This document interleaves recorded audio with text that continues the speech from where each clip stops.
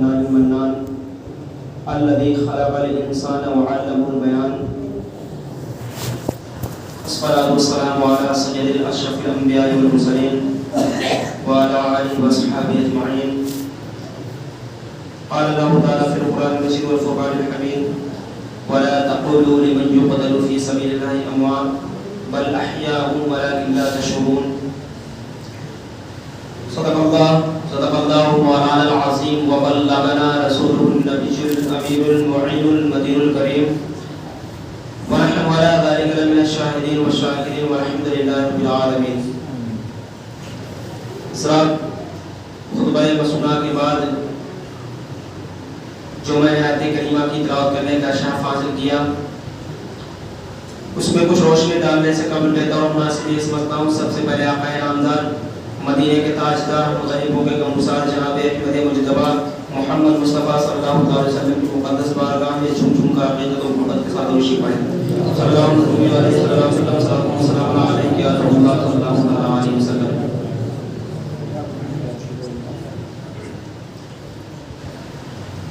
قتل حسین اصل میں مرگ یزید ہے. قتل حسین اصل میں مرگ یزید ہے. اسلام زندہ ہوتا ہے ہر کربلا کے بعد. اسلام زندہ ہوتا ہے ہر کربلا کے بعد. اور شاعر کہتا ہے یہ مرتبہ بلند ملا جس کو مل گیا. یہ مرتبہ بلند ملا جس کو مل گیا. ہر شخص کے نصیب میں دار و رسن کہاں. اور زندہ رہے گا نام شہیدان کربلا. زندہ رہے گا نام شہیدان کربلا. سینچا جنہوں نے خون سے میدان کربلا. اور وہ کون ہے جو صبر و صداقت کی بھیک دے. وہ کون ہے جو صبر و صداقت کی بھیک دے. پھیلا ہوا ہے آج بھی دامان کربلا. پھیلا ہوا ہے آج بھی دامان کربلا. اور حضور خواجہ کریم نواز شاہ کہتے ہیں شاہ است حسین. شاہ است حسین بادشاہ است حسین. دی است حسین دی پناہ است حسین. سرداد نہ داد دست در دستے عزیز حقہ کی بنا لا الہ است حسین. حضرات خطبہ مسنہ کے بعد میں نے بھی جس آیت کریمہ کی تلاوت کرنے کا شرف حاصل کیا، اللہ تبارک تعالیٰ قرآن کریم میں ارشاد فرماتا ہے وَلَا تَقُولُوا لِمَن يُقْتَلُ فِي سَبِيلِ اللَّهِ أَمْوَاتٌ. وہ لوگ جو اللہ کی راہ میں شہید کیے جائیں، قتل کیے جائیں، انہیں مردہ مت کہو. وَلَا تَقُولُوا نہ کہو بل احیاء وَلَٰكِن لَا تَشْعُرُونَ، بلکہ وہ زندہ ہیں اور تمہیں ان کی زندگی کا شعور نہیں. قرآن نے کہہ دیا کہ جو اللہ کی راہ میں شہید کیے جائیں انہیں مردہ نہ کہو. سوال پیدا ہوتا ہے کہ جب قرآن نے شہید کے لیے یہ کہہ دیا، حالانکہ شہید جو ہے، شہید کا مرتبہ یہ انبیاء سے زیادہ نہیں ہے. دنیا کے انسانوں کی اگر تقسیم کی جائے تو دو تقسیم ہوا کرتی ہے، ایک مسلمان تو دوسرا کافر. دو تقسیم ہوتی ہیں اور اس میں بھی مرتبے اپنے اپنے درجے ہیں، درجات ہیں. سب سے بدتر کافر وہ ہے جو اسلام لایا، مسلمان ہوا، پھر اسلام سے پھر گیا، یعنی مرتد، وہ سب سے بدتر کافر ہے. اور اسی طرح اسلام میں تقسیم کی گئی ہے. سب سے بڑا مرتبہ حضور نبی کریم صلی اللہ علیہ وسلم کا ہے، سید المرسلین کا ہے، سب سے بڑا مرتبہ. اس کے بعد نبیوں، اس کے بعد رسولوں کا ہے، پھر اس کے بعد نبیوں کا ہے، اس کے بعد صدیقین کا ہے، پھر شہداء کا ہے، پھر صالحین کا ہے. صالحین یعنی ولی اللہ. پھر اس میں بھی الگ الگ درجات ہیں. سب سے بڑا ولیوں میں درجہ غوث کا ہے، پھر قطب کا ہے، پھر ابدال کا، پھر اوداد کا ہے. اسی طریقے سے پھر اسی مسلمان کیٹیگری میں علماء کا درجہ آتا ہے. پھر اس کے بعد متقین کا درجہ آتا ہے. اس کے بعد پھر فاسق، اور پھر اس کے بعد جو گمراہ بد مذہب، جس کا بد مذہب ہونا یہ حد کفر تک نہ پہنچا ہو، پھر اس کا درجہ آتا ہے. تو اس طریقے سے اسلام کی درجات کو، اسلام کی بنیاد کے درجات جو بیان کیے گئے ہیں اس طریقے پر ہیں. لیکن انبیاء کے درجے کو نہ کہہ کر کے شہداؤں کے درجوں کو کہا گیا. شہداء کے درجے کو کہا قرآن نے کہ جو اللہ کی راہ میں شہید کیے جائیں तुम उन्हें मुर्दा ना कहो, तो जाहिर सी बात है जब अदना से दर्जे को कह दिया कि तुम उन्हें मुर्दा ना कहो, तो अंबिया के दर्जे का क्या आरंभ होगा? उन्हें कैसे कोई कह सकता है कि माज़अल्लाह नबी अपने कब्र में मर करके मिट्टी में मिल गए, जब शुहदा के शहीदों का यह आलम है कि कुरान ने कह दिया कि वो मुर्दा नहीं है, तो फिर अंबिया रसूल का क्या आलम होगा? फिर नबियों के इमाम का क्या आलम होगा? फिर रसूलों के इमाम का क्या आलम होगा? तो गौर करने का मकाम यही है कि जब शहीदों को कह दिया गया तो फिर अंबिया का दर्जा तो उससे भी आला है, अंबिया का दर्जा तो उससे भी आला है। कुछ खबीसों ने कह दिया ना कि माज़अल्लाह नबी कब्र में मर करके मिट्टी में मिल गए, तो गौर करने का मकाम यही से कुरान कह रहा है, मैं कोई और चीज नहीं बयान कर रहा, बल्कि कुरान कह रहा है वला तकुलू लिमन युक़तलू फी सबिलिल्लाहि अमवात बल अहयाउ वलाकिन ला तशऊरून, कि वो लोग जिंदा हैं अपनी कब्रों में, जिंदा है, बल्कि तुम्हें उनकी जिंदगी का शूर समझ नहीं है तुम्हें। हजरात, इसी तरीके से इंसान मर्तबे हासिल कर सकता है। जाहिर सी बात है जब विलायत के मंजिल को पाएगा तो बड़ी आसानी से नहीं पा जाएगा कि थोड़ी सी उसे रियाजत करनी पड़ेगी वो विलायत की मंजिल पर फायज होगा, ऐसा नहीं है। ना तो वो सिद्दीकीन का जल्दी से मर्तबा पा सकता है, अगर कोई मर्तबा है आसान मर्तबा तो वो शुहदा यानी शहीद होना है, लेकिन वो भी मुश्किल है क्योंकि जान बड़ी प्यारी होती है। लोग कहते हैं ना कि जिंदगी अगर है, कहते हैं जिंदगी है तो जहान है, तो जिंदगी लोगों को प्यारी होती है। तो इस तरीके से अगर कोई चाहे तो मर्तबा शहादत पा लेता है, लेकिन मुश्किल भी बड़ा है क्योंकि जिंदगी प्यारी होती है। 1334 का यह वाकया है। अब्दुल कय्यूम नाम का एक शख्स था जो विक्टोरिया चलाया करता था, पाकिस्तान कराची का यह वाकया है 1334 ईस्वी का। वो विक्टोरिया चलाया करता था, उसे कराची के उस महल्ले में भी उसे कोई जानता नहीं था उस वक्त। शहर कराची तो बहुत दूर की बात है, उसे उस शहर में कोई जानता नहीं था। वो विक्टोरिया चलाया करता था, दिन उसकी विक्टोरिया चलाने में गुजर जाती थी, शब सो जाया करता था।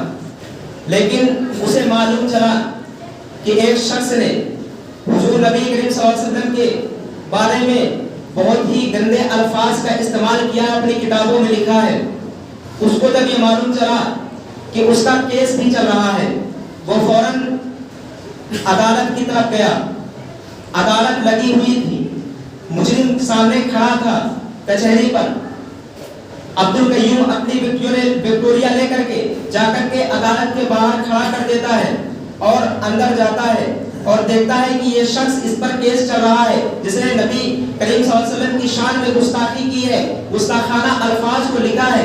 अब्दुल कय्यूम विक्टोरिया लेकर के वहां जाकर के पहुंचता है और खड़ी करके अंदर जाता है और एक खंजर से उस बदजुबान के सीने पर वार करता है और सीने पर वार करते हुए खींचता चला जाता है। उसका जिस्म जो है तड़प करके वहीं ठंडा हो जाता है। अब्दुल कय्यूम, जिसे लोग कराची में कोई जानता नहीं था, अब सारा कराची उसे जान गया कि उसने गुस्ताखाना अल्फाज जिसने इस्तेमाल किए थे उसने कत्ल कर दिया है।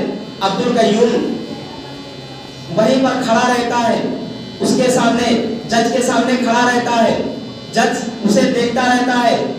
अब्दुल कय्यूम बगैर किसी मुज़ाहिमत के अपने आप को खुद को कानून के हवाले कर देता है और कानूनदां जब उसको पकड़ लेते हैं तो बड़े बड़े वकील दां उसके पास पहुंचते हैं कि तुम अपने बयान को तब्दील कर दो, बदल दो, हम तुम्हें बचा लेंगे। लेकिन अब्दुल कय्यूम ने कहा कि ये शहादत का मर्तबा मुझे लेना है, मैं अपने बयान को बदल करके अपनी आखिरत को बर्बाद नहीं करना चाहता, मैं बयान को नहीं बदलूंगा।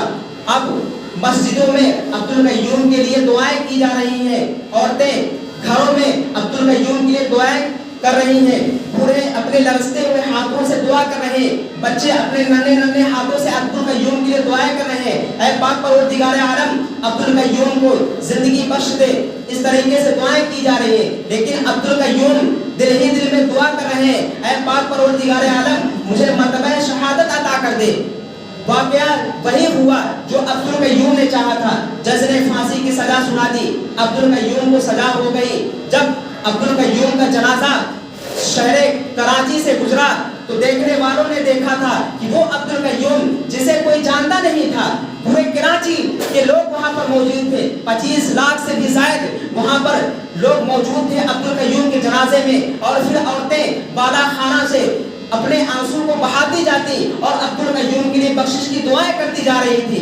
ये तो इंसानों का आलम था। फिर फरिश्ते कितने नाज़िल हुए होंगे अब्दुल कय्यूम के जनाजे में, फिर लोग वहाँ पर कितने रहे थे उसका तो क्या आलम है, लेकिन फरिश्ते कितने नाज़िल हुए होंगे। लेकिन फिर जब कब्र में उसको उतारा गया होगा तो फिर हुजूर नबी करीम सल्लल्लाहु अलैहि वसल्लम ने किस तरीके से खुशामदीद कहा होगा उसका क्या पूछना है। तो वो अब्दुल कय्यूम कहने का मतलब यह है कि जिसे कोई कराची में जानता नहीं था उसे आज पूरा पाकिस्तान नहीं बल्कि पूरा हिंदुस्तान जान गया है। और पूरा हिंदुस्तान ही नहीं बल्कि पूरी दुनिया अब्दुल कय्यूम को शोहदा के नाम से जान याद करने लगी है। तो किसी शायर ने पुकार करके कहा था, ये रुतबे बुलंद मिला जिसको मिल गया, हर शख्स के नसीब में दारो रसन कहाँ। तो अब्दुल कय्यूम जिसे कोई जानता नहीं था आज पूरा पाकिस्तान अब्दुल कय्यूम को जानने लगा, हिंदुस्तान अब्दुल कय्यूम को जानने लगा। तो कहने का मतलब ये है कि हर शख्स शहादत के मर्तबे को पा लेता है कब, जबकि उसे सिद्ध के दिल से हुजूर से मोहब्बत होती है, क्योंकि ये जान बड़ी प्यारी है, हर शख्स आसानी से नहीं दे सकता। इसी तरीके से आप सवाल करें कि इंसान इतनी प्यारी जान को क्यों रब की राह में कुर्बान कर देता, क्या वजह होती है। तो जवाब यही मिलता है कि उन्हें हुजूर से इश्क होता है, और जब सच्चा इश्क होता है तो लोग जान की परवाह नहीं करते बल्कि जान को कुर्बान करते हैं रब की राह में। ये वाकया मिस्र का है। हज़रत ज़ुलेखा मौजूद हैं, औरतें शरीफ खानदान की थी। कहा, ज़ुलेखा तुम एक गुलाम पर तुम्हारा दिल आ गया है, क्या खूबी है उसमें। तो ज़ुलेखा ने कहा कि खूबी देखना चाहते हो। हज़रत ज़ुलेखा ने एक दस्तरखान लगाया, तमाम चीज़ें फल मौजूद थे वहाँ पर, और एक छुरी दी और कहा कि ये नींबू पकड़ो और इसको ले लो अपने हाथों में। और फिर हज़रत यूसुफ अलैहिस्सलाम को कहा कि सामने आ जाए आप। जैसे हज़रत यूसुफ अलैहिस्सलाम आए, औरतों ने नींबू काटने के बजाय अपनी उंगलियां काट दी। क्यों? उसकी वजह थी कि हुस्ने यूसुफ सामने मौजूद था। जब हुस्ने यूसुफ को देख करके औरतों ने अपनी उंगलियों को काट दिया तो फिर नबी के हुस्न का क्या आलम रहा होगा, नबियों के ईमान का क्या हुस्न का आलम रहा होगा। तो जब यूसुफ के हुस्न को देख करके औरतें अपनी उंगलियों को काट देती हैं तो नबी के हुस्न को देख करके नबी के इश्क में लोग अपनी जानें क्यों ना कुर्बान कर देंगे। तभी तो शायर ने कहा था कि हुस्न यूसुफ पे कटी मिस्र में अंगुश्ते ज़ना, सर कटाते हैं तेरे नाम पर मर्दाने अरब, सर कटाते हैं तेरे नाम पर मर्दाने अरब। लिहाजा अल्लाह ताला से दुआ है कि हम सबों को इश्क रसूल सीने में बसाने की तौफीक और रफ़ीक अता फरमाए। और 10वीं मुहर्रम को जो हज़रत इमाम हुसैन करबला में शहीद हुए, उनके लिए लंगर का एहतमाम करने की और लोगों के गरीबों को मदद करने की तौफीक और रफ़ीक अता फरमाए। और फातिहा खानी, कुरान खानी हम लोगों को और मिलाद महफिल सजाने की तौफीक और रफ़ीक अता फरमाए, और बद अक़ीदों से बचने की तौफीक और रफ़ीक अता फरमाए। वो ये शेर हम फोन शेर शाद है बाबा जाता हूँ इंशाअल्लाह आवाज़ है अस्तगफिरुल्लाह। ज़रा एक ज़रूरी ऐलान समाप्त फरमाएं कि जो लोग